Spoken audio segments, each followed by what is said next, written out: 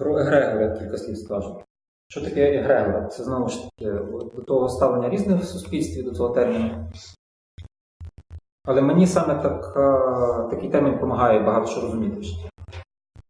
Є така теза, що людина є творець то, що ми кажемо, що в нас є фізичний, емоційний, розумовий прошарк.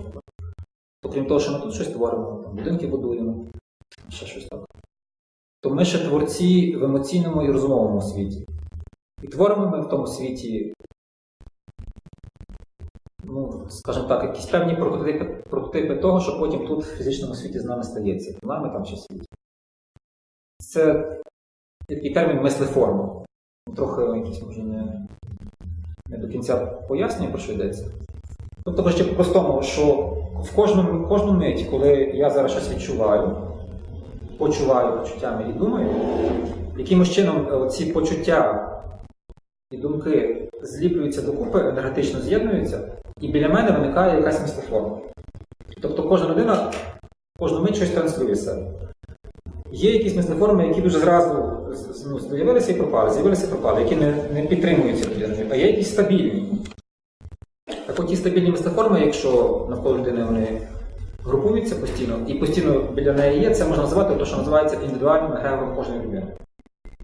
Тепер, якщо взяти до уваги, що люди дуже часто об'єднуються в якісь певні групи по інтересах там, чи по переконаннях і таке інше, по зацікавленнях, то в такий спосіб, формуючи оці мислеформи, вони не тільки індивідуальний егрегор створюють, а колективний. Тобто, коли багато людей думають про щось одне і те саме, то можна припустити, так, що створюється колективна мислеформа, яка набагато потужніша, ніж індивідуальна.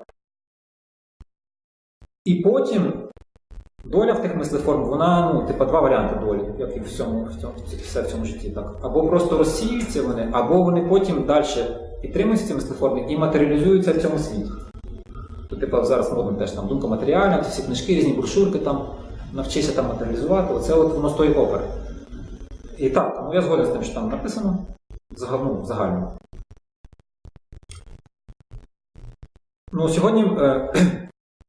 Сьогодні лише, я це до чого веду, спроба ще раз, що таке его, це таке визначитися.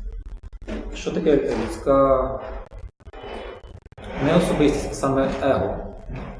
Якщо допустити, що то є таке, що ми щось там творимо весь час,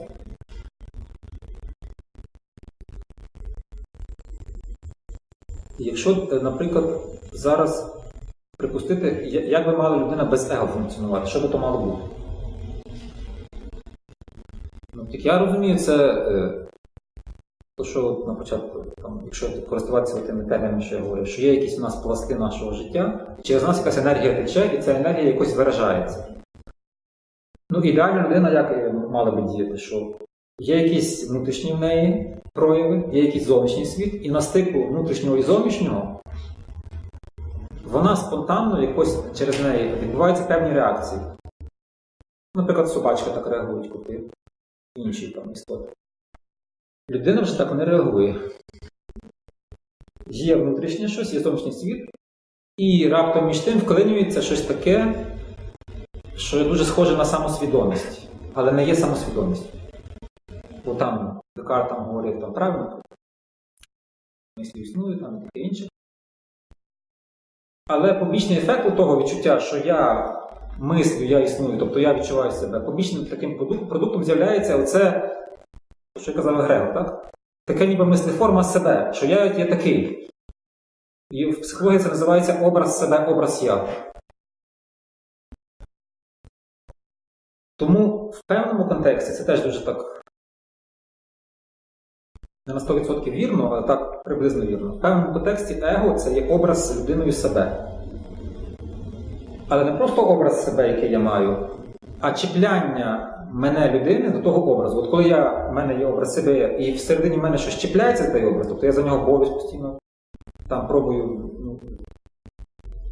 якось охороняти, обороняти і розвивати, і роздувати це. Відчуття себе дуже багато людей роздуваються. Наприклад, тут, якщо ми говорили перед тим про ці 9 типів, то в кожного це его буде по-різному виглядати, так? І коли людина, наприклад, діє дійсно вже неефективно щодо свого психотипу, то его роздувається і воно ніби стає певною перешкодою тоді для людини самої і для інших. Так ось, навіть ті, хто там дуже то питання довго досліджував, вони не мають згоди, і навіть ті найбільш такі духовні наставники, вони взагалі кажуть, ми не можемо коментувати це питання, ми не коментуємо його. Просто воно з'явилося. Звідки з'явилося? Це таємниця. От між тим фізичним нашим тілом і нашими якимись тоншими проявами, тими емоціями, розумом, інтуїцією, з'являється ось така прокладка ні з того, ні з цього чика. І вона собі ніби, в чому ще її ніби складність, що вона функціонує, своїм життям починає функціонувати. Оці мислеформи, які ми творимо, якщо їх достатньо добре наситити енергію, вони потім починають функціонувати самі по собі. Ну, якщо людина створить себе як якусь мислеформу, той образ себе, при взаємодії там з іншими, в тому числі, хоче щось показати, там, так, ми завжди щось там показуємо іншим, якусь свою сторону. Інше щось хочемо приховати, і це постійно йде оце насичення того образу себе, то потім починає людина сама вірити в те, що вона така є. Оце є его, ще з такої сторони. Як перевірити, чи его не занадто сильно розпуто? Дуже просто, кожен знає про це. Якщо з'являється зайва тривожність, що з'являються якісь страхи необґрунтовані, що з'являється оці, то, що я там казав, гнів, там, це все, так? Занадто сильна боротьба за власний імідж, занадто сильна жалість до себе, це почуття, там, четвертий тип. Це все, що з'являється якісь там, або з'являється уникання постійних конфліктів, або навпаки протилежне, що стільки, по-моєму, буде, якщо з'являється оце відчуття і більше нічого, і в результаті того ти не є ще щасливий, ну, тобто це теж відчуття щастя, воно теж таке цікаве, що його можна лише відчути, коли все затихає в тиші. Є щастя. Бо так, коли ми зараз в такій суматосі, в принципі, ми навіть не знаємо. Є якась там екшен, ну, в принципі, і добре. Так от, якщо це все занадто сильно з'являється в ці симптоми, ну, то, значить, відбулася занадто сильна, це я ще до чого прив'язано до якоїсь з тих ролей, особистості, якщо можна сказати іншими словами. І варто звернути на це увагу.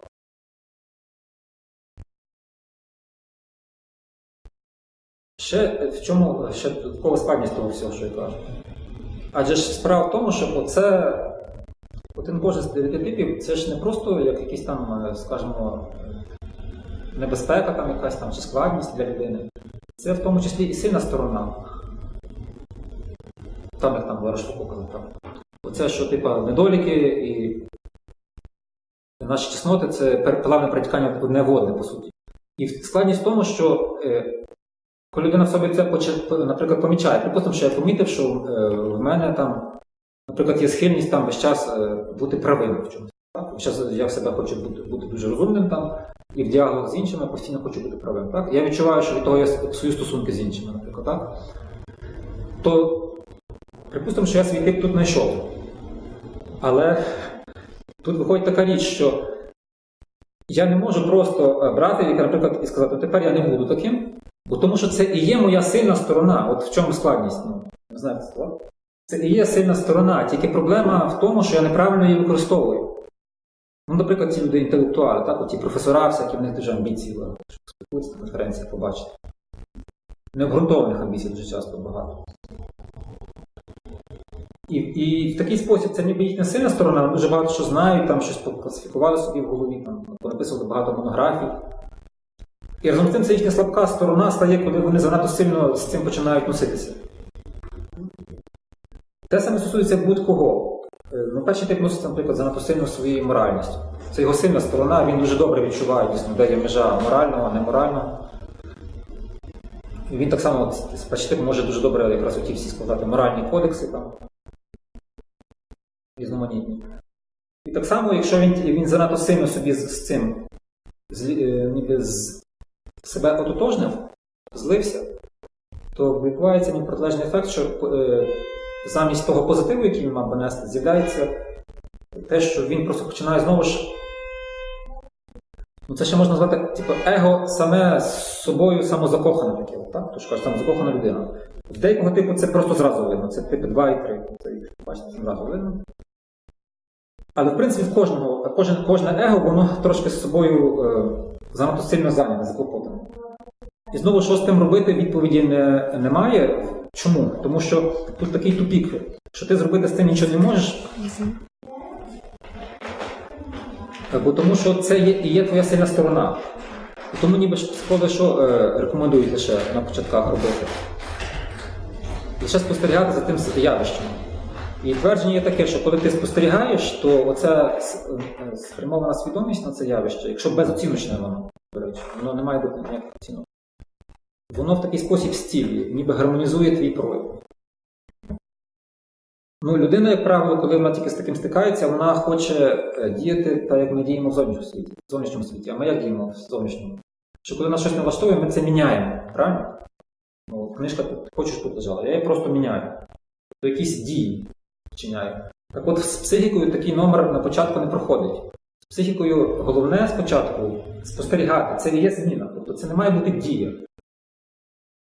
А в зв'язку з тим, що людина істота дуже суперечлива, я вже казав, там багато субособистостей, то і коли людина помічає, наприклад, пробує з собою працювати, то включається внутрішній критик, і він каже, зараз будемо міняти себе, і починає осуджувати це его, і почалася, це так смішно, дійсно, его само в собі грає в цю гру замкнуту. І енергія вся тратиться на цей замкнутий процес. От якщо це помітити в собі, то це вже є перший ключ до звільнення. Бо тоді ніби починаєш розуміти, що скільки ти по тому колу не ходив замкнутому. Ну, що я маю на увазі? Що людина розщепилася на дві частини. Одна частина грішна, а друга праведна. Так? І праведник, пробує грішника на шлях істини направити. В який спосіб? Ну, якщо, наприклад, прочитавши мудру книжку, знає, там, що треба то робити, а то не робити. Він просто каже, ми сьогоднішнього дня всі особистості, то робимо, то не робимо. Ну, так, в принципі, це дуже такий цікавий цирк внутрішньої емоційний виникає, тому що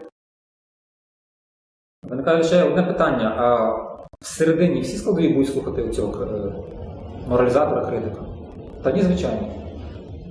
Більша половина навіть не знає про його існування.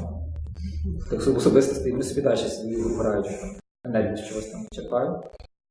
А ті, що знають про його існування, так само не факт, що вони будуть враховувати. Тому що це конфлікт інтересів внутрішній. І це називається внутрішній конфлікт.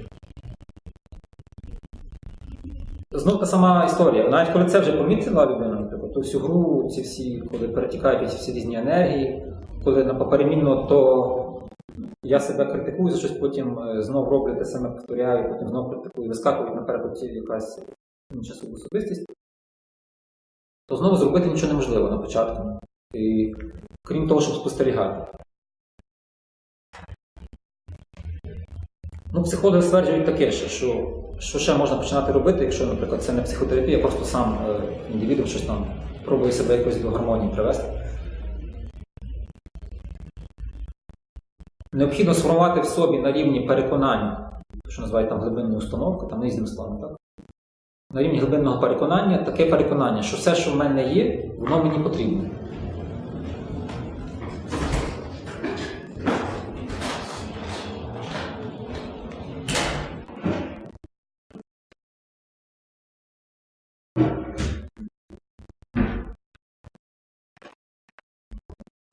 Далі, коли таке переконання сформоване, після цього можна пробувати знайомитися з тими різними своїми проявами, тими особистостями. Ключове питання, від імені кого відбувається це знайомство. Це теж мало психологів чомусь на це звертає увагу. А від імені кого це знайомство відбувається?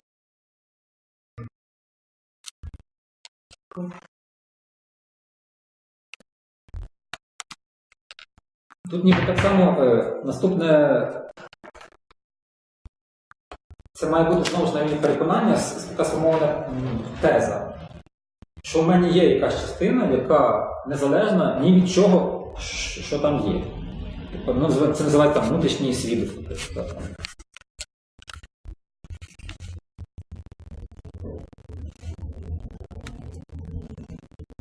Це знову штучно створене поняття, про яке я зараз кажу. Бо якщо далі себе ніби досліджувати, побачите, що немає ніякого внутрішнього світу. Але ніби на цей перехідний етап треба створити таку ніби штучну конструкцію ще додатково. За перепрошення.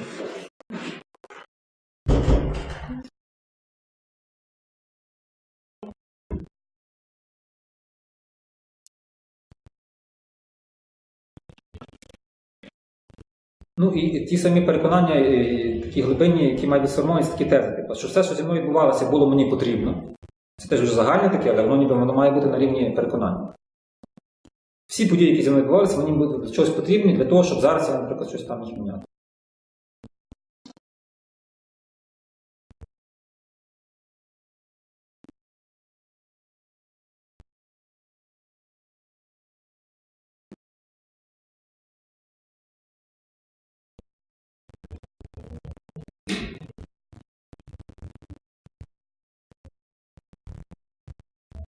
Ще наступний крок, який теж дуже важливий, і мало людей до нього доходить, це внутрішня тиша. Практикування внутрішньої тиші. Ну, без того ніяк. Я просто розумію, що це воно якось так, до чого воно може так вдаватися. То скажу вам так, що 90% успіху це якщо людина досягає стану такого, коли в неї абсолютний спокій і нічого її не турбує, нічого не шумить. Тобто вона не думає, там, де вона зараз лишила дітей, там, що там сміє зараз, чи виключив я чайник, так, це таке інше. То ці всі складові, коли людина пробує практикувати цю тишу, наприклад, глибоко сісти 5 хвилин в день просто від цього вчитися, так, то якраз можна побачити, що субособистості починають бомбардувати всяким непотребом. Правильно? Таким всяким якимось спамом непотрібним, ще чимось.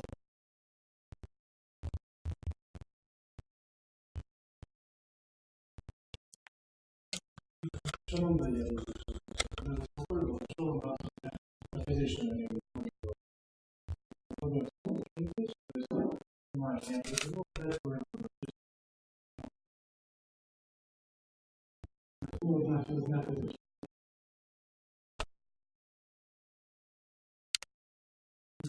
Для психології це не тільки фізично, для нашої дії в світі воно дає те, що якщо фактично це практикувати, то потім навіть коли ви дієте вже в реальному житті, дуже драматичні якісь ситуації, або коли, наприклад, напружені якісь переговори з кимось ведете, то ця здатність підтримувати цю тишу є визначальною взагалі в щасті в житті в щасливому. Звичайно. Ця тиша може бути і навіть при діяльності на роботі. Ну, це вищий пілотаж, так? Це до того ніби це мета. Це завдяки цій тиші, з точки зору психології, людина досягає контакту з найглибшими прошарками своєї психіки. Якщо, наприклад, в тих прошарках там якраз сформувалися якісь певні субчастини, які зараз є неефективними, то якраз, щоб з ними навіть познайомитися, щоб туди добратися, то треба якраз бути в стані тиші. Бо якщо просто ми собі декларуємо, що я собі сформував внутрішнього свідка і давайте зараз будемо там вивчати, що там в мене всередині робиться, нічого не відкриється насправді. Тому що психіка, вона так побудована, що вона дуже має багато захисних функцій, і ніби сама себе захищає від втручання навіть скажімо, того самого его. То тут такий ще парадокс, що по суті самого его починає працювати з собою. Це теж дуже смішно ніби. Хто розбиратися починає? Кажемо, назвали себе внутрішнім свідком, але насправді хто це?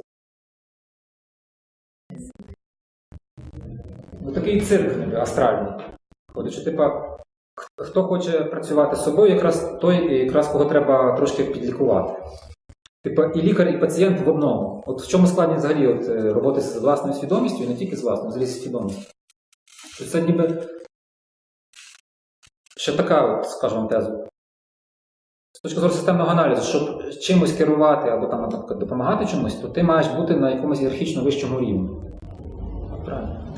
А тепер ми говоримо, якщо ми хочемо зцілити власну свідомість, а що є ієрархічно вищому рівні свідомості? Ми нічого не знаємо насправді. Що є. І виходить так, що свідомість зцілити сама себе не може. Вона може лише зцілювати оті свої прояви, які є у вигляді субособистості чи чогось іншого. То ми зцілюємо в собі.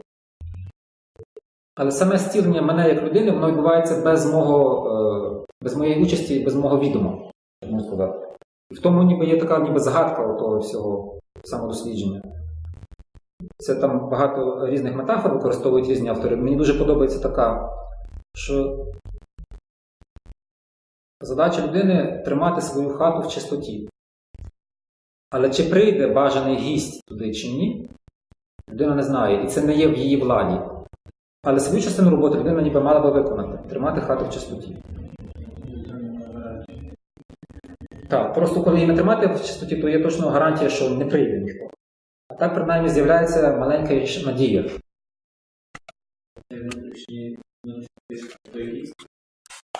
Ні. Це те, що ми робимо для чистоти хат. Це те, що ми робимо для чистоти хат.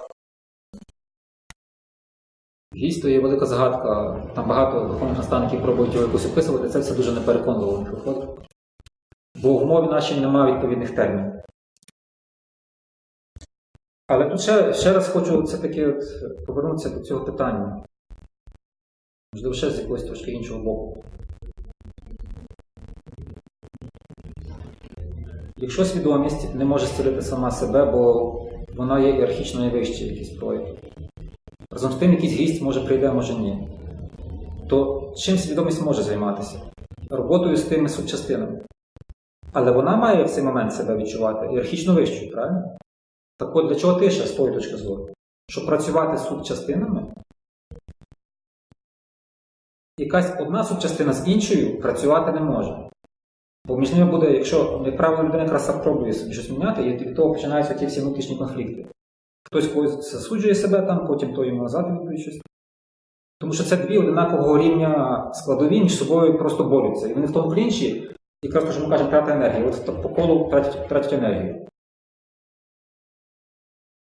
Єдиний, хто може щось там розсудити в тих проявах, це свідомість. Але свідомість, то, що називають в чистому вигляді, тобто нічим не обумовлена, тобто ні з чим не тотожна. Бо як тільки свідомість чимось тотожнюється, вона стає субособистістю. Ну, там, грубо кажучи, якщо я себе тотожнив з психотерапевтом, наприклад, всередині так, я терапевтую себе. Це вже стала субособистість під назвою психотерапевт, поможи собі сам, так? Типу. І він там щось терапевтує.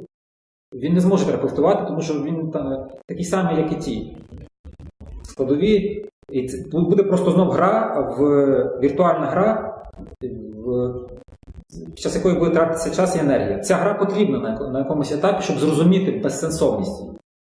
Хто пробував з собою працювати, міг побачити цю безсенсовність тої гри. Більше того, це в принципі вже якийсь вищий рівень, коли працюєш з собою. Попередній рівень – це коли ми виносимо, то що називається проекція на інших людей свої стани. Ну, по-простому кажучи, якщо я дуже ревнивий, то, як правило, я буду звинувачувати інших в ревнощах. Як правило, притягуються в парі, тут там хтось когось ревнує, можна побачити, що це дві людини, в яких є непропрацьована ця полярність. Той, хто ревнує, і той, кого ревнують.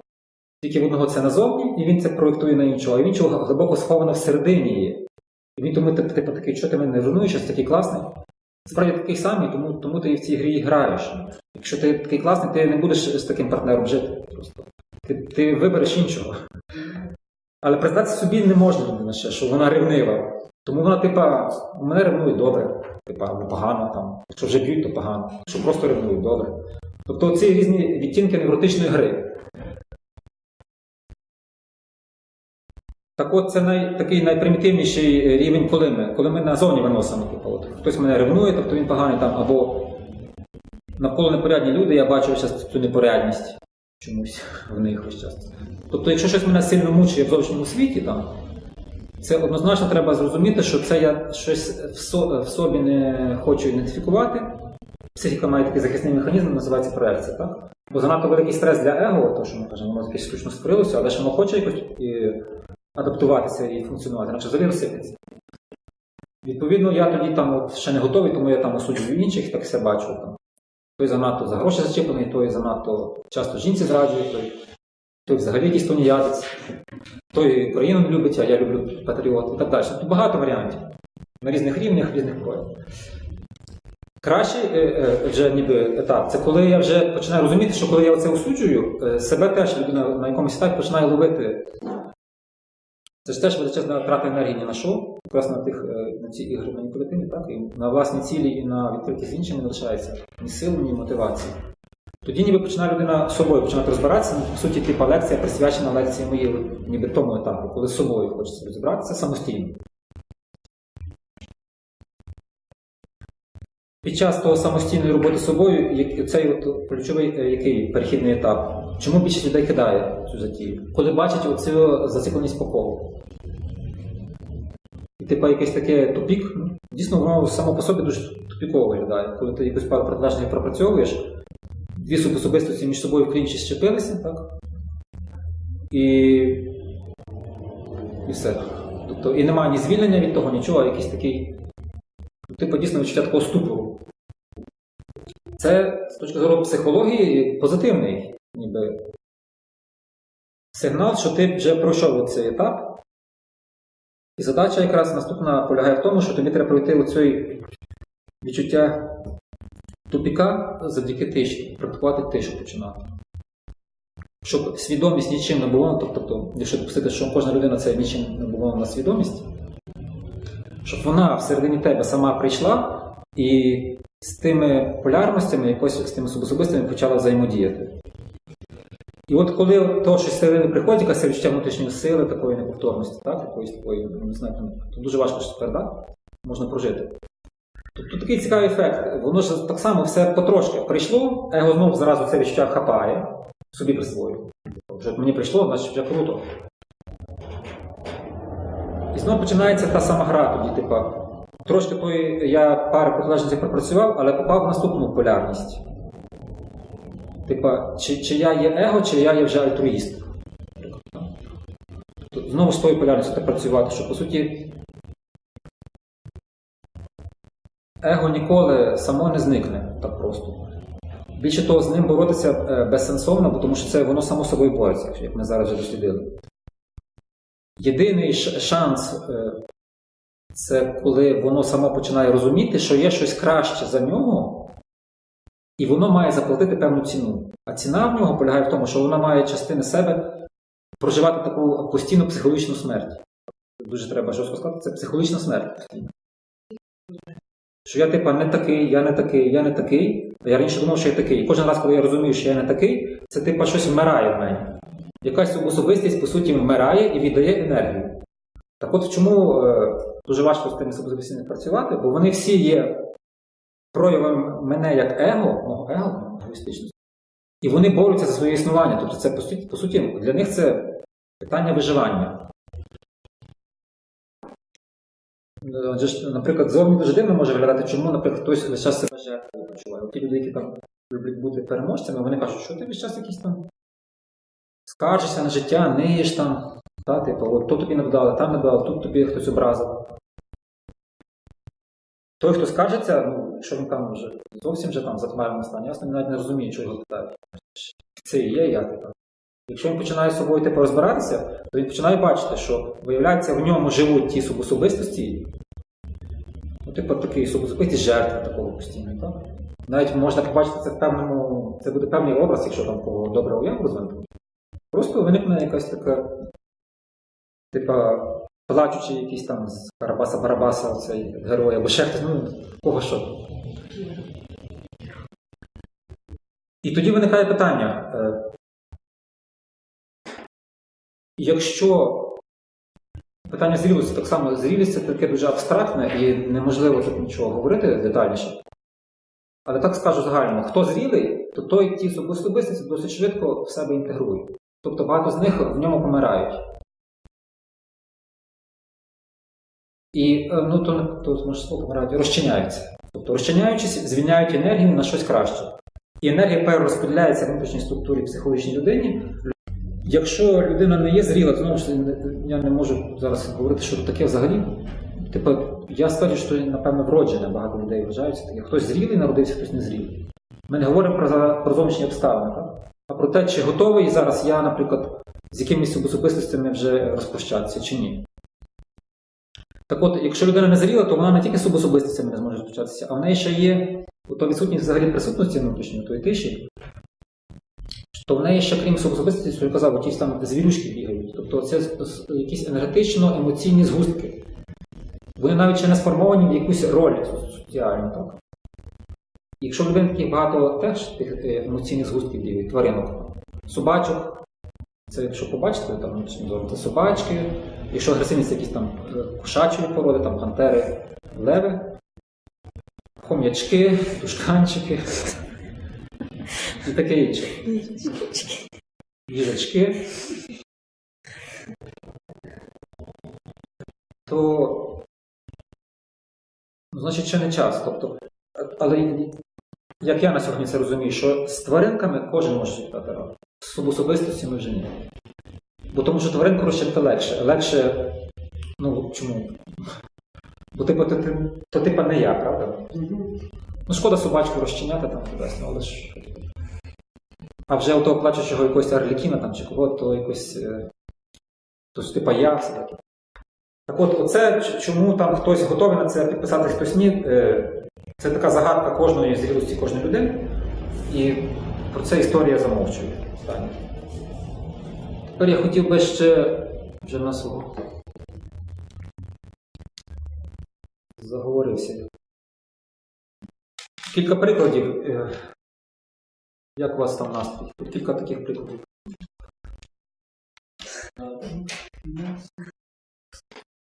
Ну, знову це автобіографічні, точніше, не зовсім моєї біографії, але моєї теж. Оці емоційно-аналітичні згустки. Тобто це якось проявляється, так якби ви вискакує з людини, так? Маєте такі якісь реакції на певні ситуації? Ну, в церкві так.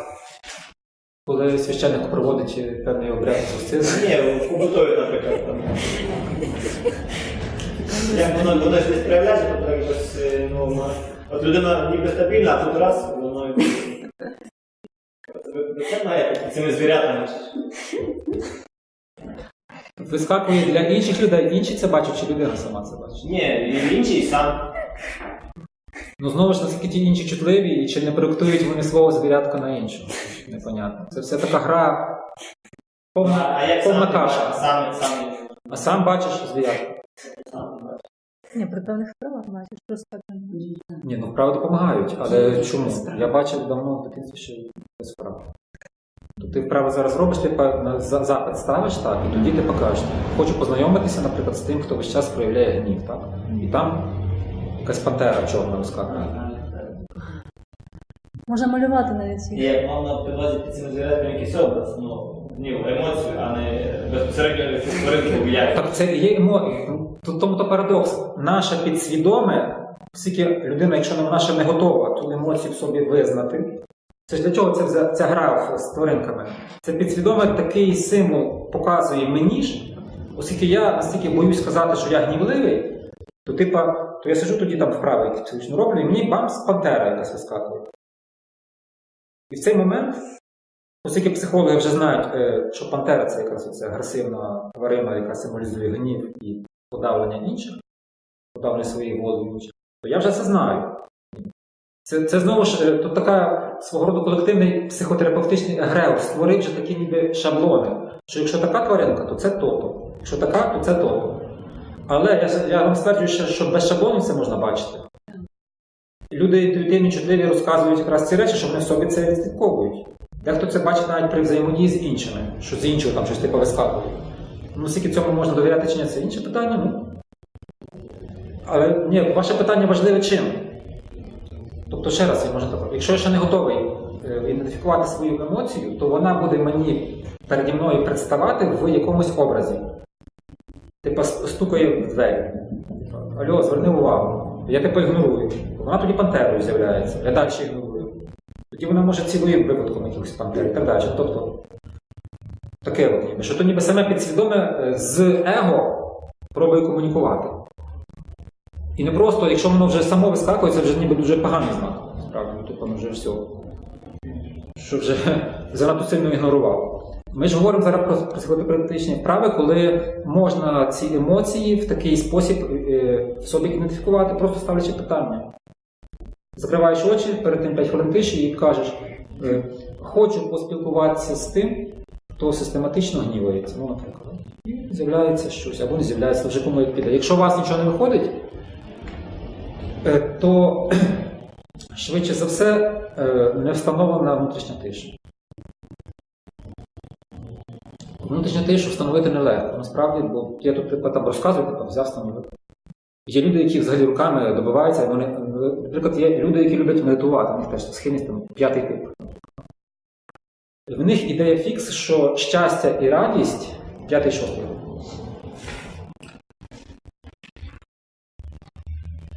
Буде тоді, коли вони будуть час в такому блаженному, в такому стані медитивному ходити, такі, там, збирати квіточки, там, Коли там лев з дитиною обнімається, там от тільки його голос теж.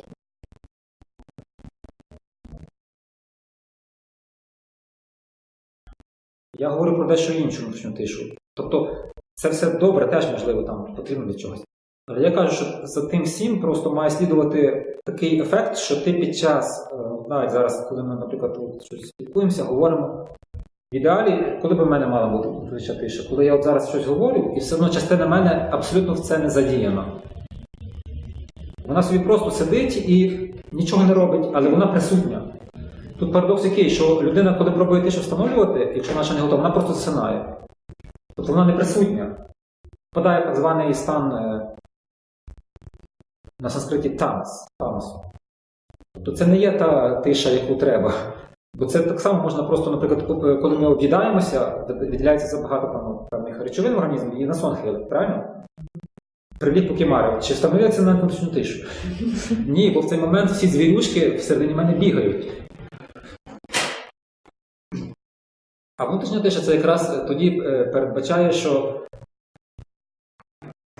наприклад, зараз от я говорю, ви слухаєте так, то у вас коли внутрішня тиша? Коли ви чуєте мої слова, ви там навіть собі щось там пробуєте аналізувати, що то він сказав, так, і порівнюєте з якимось минулим досвідом. Це все якось відбувається на півавтоматом, так? Це все якось напрацьований шаблон. Але крім того, ви ще хтось з вас зараз нічого цього не робить, ви просто є. Це дуже важко передати словами. Просто це така реклама внутрішньої присутності. Зараз з мого боку. Думки тоді мають бути відключені, так? Це теж цікавий феномен. На перехідному етапі ні. Ви просто спостерігаєте, як вони бігають у вас. Вони не включені. Це так само те саме. Якщо его хоче зараз результат досягти, воно каже, зараз ми будемо відключати думки і будемо їх передавлювати. Ну, ясно, що ті особистості, які зараз там люблять крутитися, вони скажуть, ми не згодні, ми включаємо 5-ту швидкість. І в 3 рази більше. Внутрішня тиша, вона передбачає наявність цього свідка внутрішнього. Базово, так. Тобто є людина, яка просто типу сидить і спостерігає за тим, як десь зникають, розчиняються всі думки, так? Це є внутрішня. Так, тільки на початку навіть не зникають, а вона якраз бачить цей хаос. І ознака, що це не его, а свідок, бо его зразу хоче з тим хаосом щось робити. А свідок каже, ми нічого не робимо. Відкладаємо, бачили, але ми знаємо, що ми є щось інше. Він каже, я знаю, що є щось інше. Тому спостерігаємо, та воно само може вгомонитися колись, а може і ні. Так само це та загадка, що в когось воно обгомонюється там через кілька занять, а в когось не входить обгомонитися. І чому в того іншого це не виходить, це те саме, ну, я це все звожу до зрілості. Це означає, що всередині в людині не накопичений достатньо ще досвід, ще не дотримала людина вражень, і вона сама просто собі ще не може це сказати, а вона ще багато що хоче. А ті всі складові всередині якраз ті бажання символізують. І вони просто ті складові, це момент, коли ти починаєш, типу, зараз ми будемо в тиші, а вони кажуть, ще не час, нам ще треба 10 років там погуляти, добре ще нагулятися, випити добре ще там, враження різні, так? Ну це я так примітивно кажу. Там. Можуть бути витонченіші, там, естетичні задачі. Може бути дуже глобальна задача врятувати от, країну, хоча б країну, хоча б там, зовнішньої агресії. Це все ніби, що я щось недоотримав. Так от, я не кажу, що не має бути тих потреб, там, рятувати країну чи допомагати своїй сім'ї. Я кажу просто, що якщо в людина повністю з тою своєю задачею ототожнена, значить це означає, що щось ще недоотримано. Якщо ж вона просто це робить, бо їй це воно ніби приходить, що це треба зробити, але не втягнута в той процес, а є оця присутність, то це якраз означає, що дійсно, що вже настав час. І в такий момент ти можеш бути корисним. В чому весь парадокс? Це що та теза, що хочеш результат, не прив'язуйся. Так само виконати це неможливо. Це просто слова, що значить не прив'язуйся. Я хочу, я вже прив'язався. Але якщо в людині є внутрішня, оце, то що ми там свідок на початку називаємо штучно створений, хай буде навіть, так? То він може не прив'язуватися, теоретично допустити, що він може не прив'язуватися, правильно? Якщо він просто задоволений тим, що він просто є. Тобто прив'язується якась моя інша складова, якась субособистість. І тому ніби питання виникає в балансі, знову та полярність виникає дуже така вже глибинна, така езотерична. Скільки процентів у мене прив'язаного, Оце, до результату. А скільки з цього свідка внутрішнього? Назвемо його так. От якщо між цим баланс знайдеться, тоді якраз людина стає дуже ефективною в зовнішньому світі. Та, не прив'язуватися до результату. Ну що, якусь історію розкажу, так? Автобіографічне однієї пані. Мені погано, коли виходжу на вулицю, бо на вулиці ніхто не захоплюється мною. Мало того, що я відчуваю свою неповноцінність, що ніхто не захоплюється. Ну, вона типа знає ці слова, тому вона каже, це тому, що якась частина мене очікує на вулиці бути кращою за інших. І не отримує цього. Я очікую захоплення і не отримую його. Це боляче. Хочу бути кращою за інших. А що буде, якщо я буду кращою за інших? Тоді мене визнають, захопляться, мене полюблять. Я маю претензію до долі і не відчуваю вдячності. А чому я не відчуваю вдячності до життя? Тому що мене не визнають. Зверніть увагу, от замкнуте коло описано.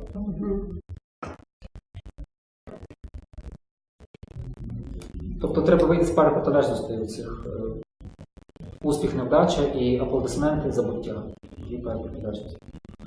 І по суті, виходить так, що коли людина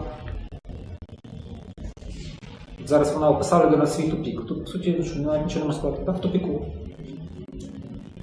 Але якщо вірити тим словам, що я казав, що тупік символізує якраз собою, що можна далі щось пробувати.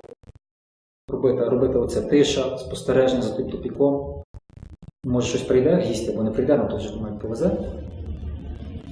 То тоді можна. Далі є ж психологічні вправи, то що ми казали. Познайомитися з тою субособистістю, якщо це субособистість. Якщо це щось не зріло, то так звана субчастина, так? Після тиші встановити тишу і запросити на спілкування, типу, хочу поспілкуватися з тим, хто очікує постійного схвалення. Або хоче поспілкуватися з тим, хто хоче бути кращим за інших. Тут знову питання, чи це та сама складова, чи ні? Невідомо. Тобто тут треба виясняти.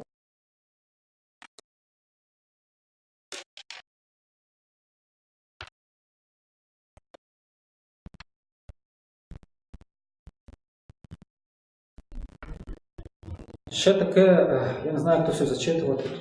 Що тут його небагато є. Сьогодні тільки щось.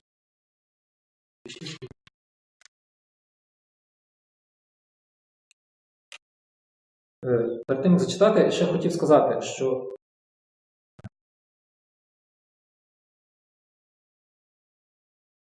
якщо в нас є якась той полюс, ми хочемо проживати, наприклад, один, і нам, а ми в житті потрапляємо в інший полюс, ну, наприклад, що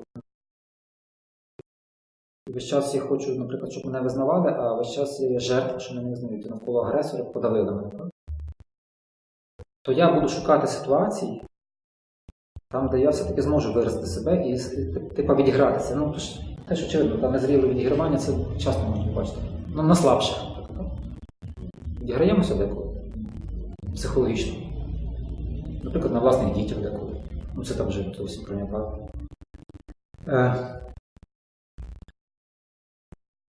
Що оці пари протилежності і полюси, це не просто от я в одному полюсі живу і маю побачити це. Треба побачити, як ця дуальність, наприклад, агресор-жертва, в мене в різних ситуаціях, як я постійно борсаюся і пробую в інший полюс залізти. Життя мене пхає в один, типа, на, проживи той полюс. А его, типу, то, що ми створилася така непонятна звідкись конструкція, воно не хоче той проживати стан, йому неприємний стан. І воно постійно хоче в інший полюс. І шукає ситуації десь, де би воно могло інший полюс прожити. І відігрується навіть там на інших, наприклад, людях і так далі, лише би прожити цей стан. Цього нездорового задоволення. В такий спосіб, це є, по суті, типова стратегія середньої людини. В такий спосіб ми напрацьовуємо не тільки одну пару протилежностей, а ми ніби ускладнюємо свою задачу тим, що ми паралельно створюємо кілька таких зав'язок нездорових. І тоді, коли людина починає з собою працювати, їй треба бачити кілька тих зав'язок. Тобто, як правило, вдаває саме перша проста там, що типу, от мене пресують там, наприклад, чоловіку часто мене переслідують, погано ставиться.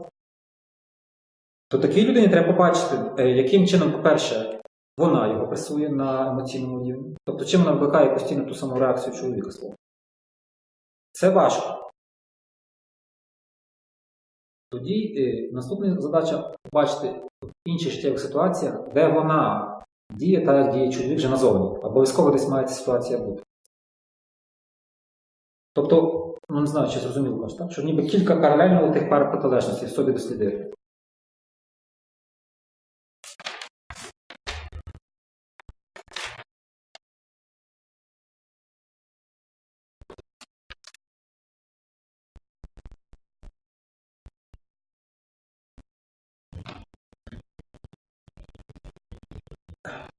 Так само от можна дослідити,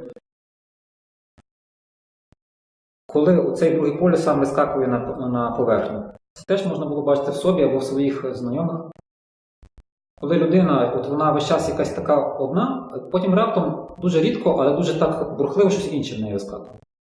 Ну, наприклад, дуже чемна, вихована людина, от вона весь час вихована, але раз в місяць вона дуже невихована. Так? Що це значить? Її внутрішня особистість якась хоче виразити інший полюс, що виражає просто вже помимо волі навіть самого того цензора его. Его – це типу свого роду такий фільтр-цензор, так? Ну, типу, такий розпорядник тих всіх реакцій, які ми демонструємо світу. Але коли реакція сильна, то так само ми вже не можемо контролювати цю реакцію.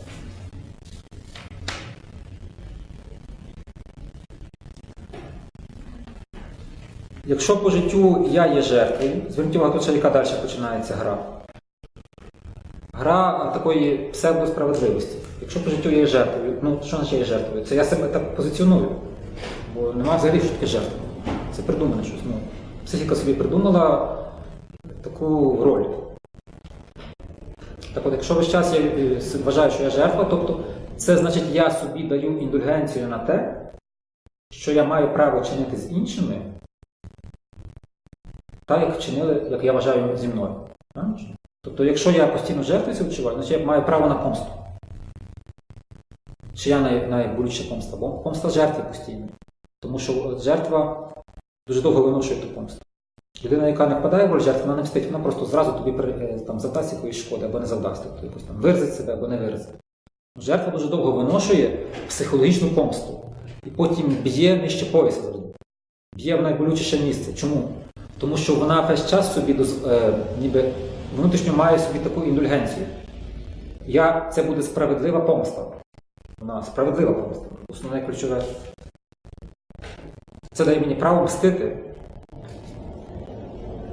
Тепер дивіться, тут скільки нюансів виникає. Якщо я просто жертва і належу до якогось типу, то помста моя може в 9 різних форм виражатися. Наприклад, в мене 9, візьмемо просто 2 різних варіанти. Якщо, наприклад, в мене є схильність до того, що я жертва, а я ще в полярностях це от, успіх, невдача, так? Переможець або лузер, то моя помста буде виражатися в ставленні або до тої людини, або до когось іншого, я відіграюсь на комусь, можливо, іншому, як зветність. Переможець, лузер. Тут я жертва, я лузер, я відчуваю щось, так? Треба десь обов'язково зараз термінову перемогу. Якщо я, наприклад, до третього типу належу, терміново. Хоч на когось. Якщо, наприклад, фізично я слабенький, там, не можу когось пресувати, про підлітки, так, між собою якось там виясняють, то як підліток, який слабкий фізично, як йому? Він знайде десь середовище, де він просто покаже, який він класний. Типа, а ви лузери. Так? Бо просто там в коаліцію вступає з кимось сильним, і тоді типа, він крутий, а інші лузери. Тобто оці всі ігри з дитинства тягнуться. Дорослі поводяться точно так же. Тобто, якщо ви думаєте, що щось міняється в дорослому житті, воно просто більш гарно прикрашене якимись такими гарними речами. Типа, ціль, місія і так далі. Економічні показники і таке інше. І зараз я ще таке хочу сказати, такий загальний ніби підсумок. Це от якраз стосується его і не его. Якщо так загально так подивитися, 2 пласти нашого буття, ніби 2 сфери. Це таке штучно створена зараз, ніби зараз кажуть, штучно створений вислів, побудова, але воно важливо, ви деколи його використовуєте, якщо ви хочете розібратися. Це, якщо ви загально, то про що ми можемо говорити? Що в людині є щось природжене, справжнє, що їй потрібне. І воно працює на людину. Але по шляху, коли людина формувалася і розвивалася, в неї створилися якісь ці маніпулятивні ігри, яке її, ну там, називаємо це ще колективне, її індивідуальне утворення, але колективне мається на увазі особистісне его, яке підміняє собою реальність. Теза така, що людина не може жити реальним життям по тій простій причині, що занадто великий стрес. Відповідно, его грає роль буфера між людиною і страшним зовнішнім світом, там, загрозливим, а в тому числі і глибинними внутрішніми проявами, бо там теж страшно, насправді, що там ніби такі два полюси. Між ними оця прокладка штучно створена. Функція їй потрібна. І виникає питання, еволюція, що якщо якась є еволюція людини, може полягати в наступному, що спочатку его має ставати гарним, ми не можемо відмовлятися зразу. Воно має стати витонченим, досконалим, гарним. Тобто, якщо в грубій формі воно таке дуже якась там негарна помста, то витончена помста, вона дуже такий тролінг гарний, так? Тобто, щораз витонченіше має ставати. Важливо просто не, знову ж, не засильно до цього прив'язатися.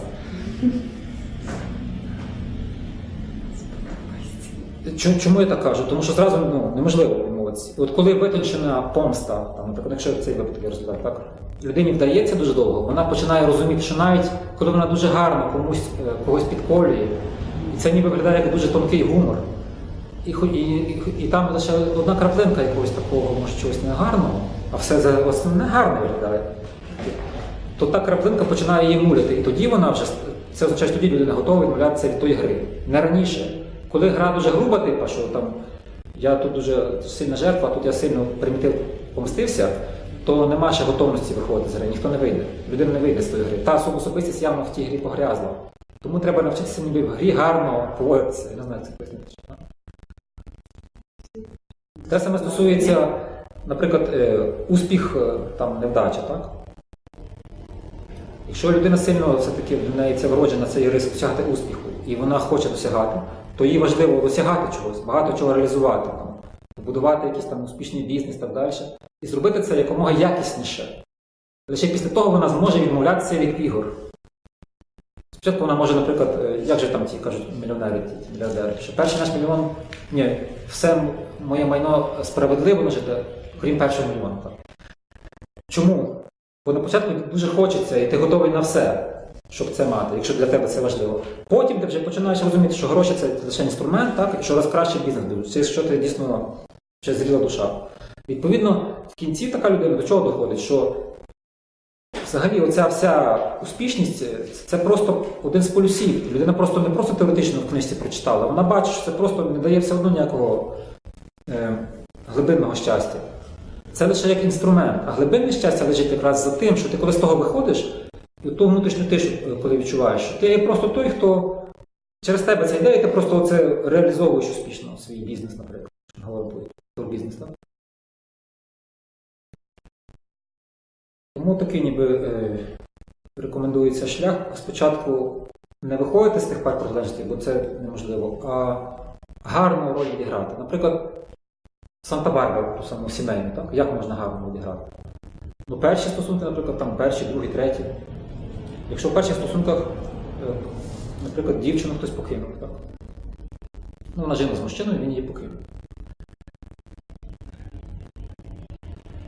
В неї є набір, якийсь вроджений психотип, і в неї є набір можливих її реакцій, як вона буде наступні стосунки будувати. Може взагалі відмовитися, бути по всім мужчини сволочі, а може будувати. Як вона буде будувати? В неї вже закладений полюс, що треба відігратися. От, знає вона про це чи не знає. Так, якщо, наприклад, їй сказати, вірить вона це чи не вірить, не має значення. Полюс сформований вже, бо тому що сценарій не завершений. Зрозуміло, якщо вона вже ніби той другий полюс сформувала, то в других стосунках вона буде так діяти, щоб в кінці стосунків вона покинула. Ну, це дуже примітивно розказую. Якщо вона ще не допрацювала тої роль покинутої, вона може бути другий раз покинутою. Тобто в неї той другий полюс ще не сформувався. Але зверніть увагу, я зараз говорю просто про якісь події, так? Але за тими всіма пристрастями, які відбувалися в стосунках, адже там ще мало ще накопичуватися якийсь реальний життєвий досвід. Досвід комунікації з іншим, досвід, наприклад, спроби спільного побуту, побудови, досвід вміння поступатися чи не поступатися. Там все оці менші полярності теж задіяні. Так от, якщо дуже груба гра йде, тобто, треба ніби відімстити, так? І в других стосунках я мщу. Це означає, що ще нічого немає ніякої зрілості, ще нічого не готова людина ні до яких стосунків. Що ця гра в неї буде ще тривати. Саме тому, коли ми там кажемо, що перші стосунки, другі, треті не вдаються, ну, явно щось не допрацьовує людина, щось не розуміє взагалі в тому житті. Ну, бо мала бути якась еволюція, правильно? Якщо просто з одної полярності в іншу перескакую я, тобто мене зрадили, я зрадив, там, мені боляче, я приніс біль, це означає, що оті деталі, нюанси, а оці нюанси в стосунках, ті інші менші полярності, це якраз ознака тої витонченості, про яку я перед цим казав. От витонченість зростає ніби відчуття взагалі своєї психіки, всіх своїх базових реакцій.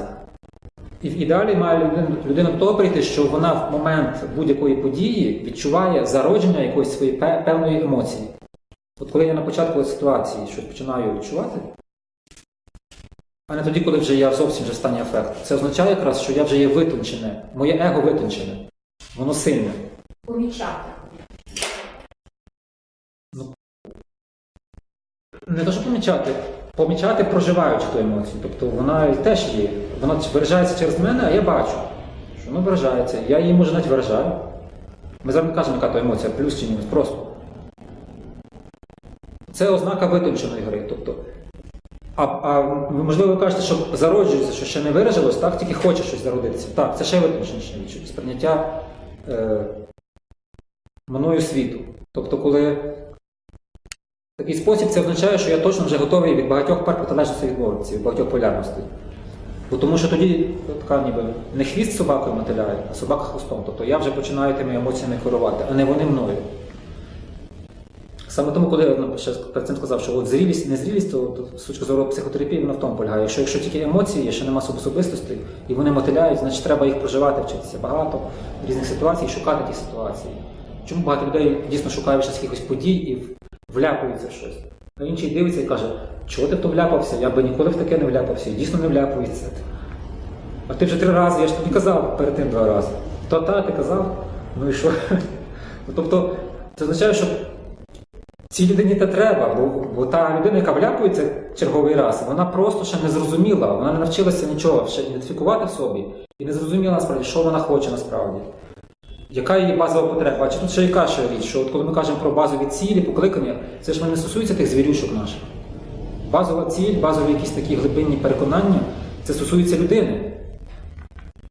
Але щоб вони стали для людини явною, то звірюшки мають спочатку свою гру відіграти, потім субособистості свою гру відіграти різну. Потім ті субособистості мають між собою отим штучно створеним спостерігачем бути поєднані, погоджені.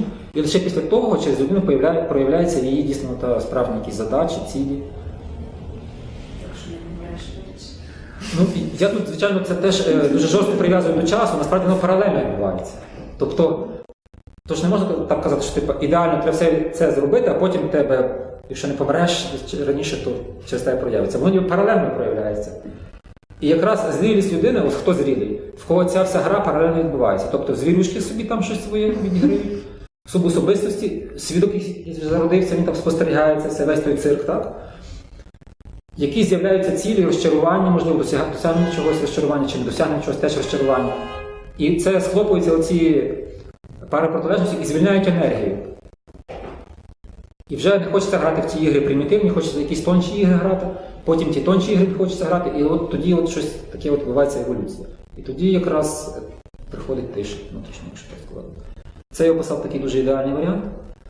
Так от психотерапія, вона присвячена тому роботою з тими тваринками і енергіями особистостей. Як я це розумію? Бо все інше воно не стосується психотерапії, це щось таке вже якісь там духовні пошуки, релігійні роздуми, які людина веде про життя. Але я кажу, воно все паралельно відбувається в людині насправді, одночасно. Просто якщо ви собі то одночасно не помічаєте, наприклад, якщо людина тільки загрузла в чомусь одному, ну, значить це означає, що їй треба всю енергії мало. Свідомості, немає присутності цієї внутрішньої людини. Вся енергія потратилася на тваринок. Ті тваринки мають відіграти свою роль. Так воно має бути.